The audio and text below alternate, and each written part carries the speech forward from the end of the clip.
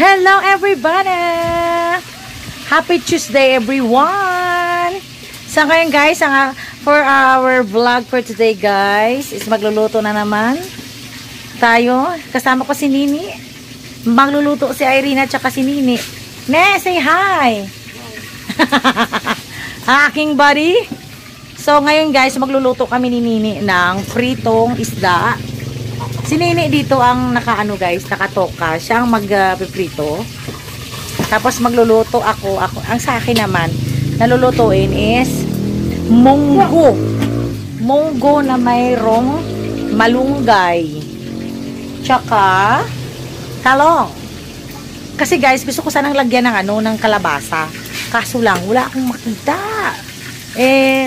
Medyo malayo-layo konti ang palengke. So,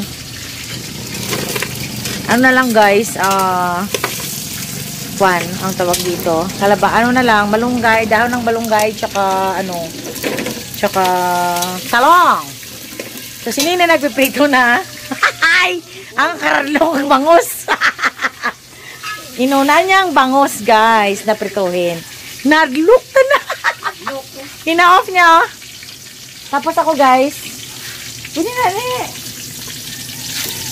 takot si Nini. Wait. Karon. Ano natin? Natatakot kasi si Nini. Ito ako. Sanay na kasi ako ng bangus, guys. Kapag mo na, So, tatakpan ni Nini. Ako, guys, ang lulutuin ko is munggo. Gulay sa akin. So, ang ginagawa ko, yung mamoy, ginaano ko muna guys, ganyan pinapalabas ko muna yung mantika. Ayan, so stop ko na, magigisa na lang ako. Yan guys, so yan ang ilalagay ko sa munggo. So ang gagawin ko sa sunod guys, kukuha ko yung mamoy, tapos magigisa ako ng ito, kamatis, sibuyas, garlic, tsaka luya na hindi ko binabalatan.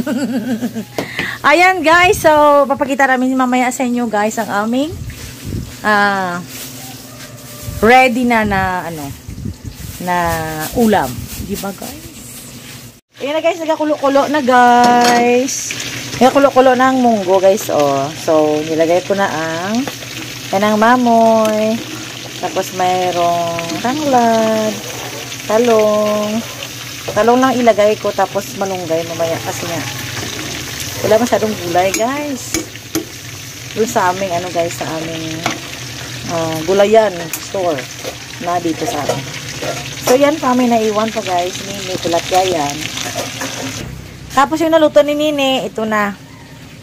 May bangus, tapos tilapia.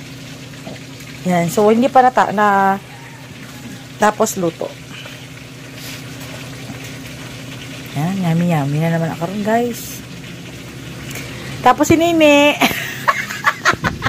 waiting pa na si Nini. Yeah. Waiting. Yung akin naman dito, ito yung niluluto ko guys. O yan. So, talong lang nilagay ko guys. Tapos mamaya yung malunggay. So, later ko na lang ilagay yan kasi nga ma-overcook ba. So, pagkakain kami mamaya, yun ang paglagay. So, happy tummy na naman tayo, guys. Yan, malunggay na lang kulang ang may apilagay. Yan. Kain po tayo. Ayan.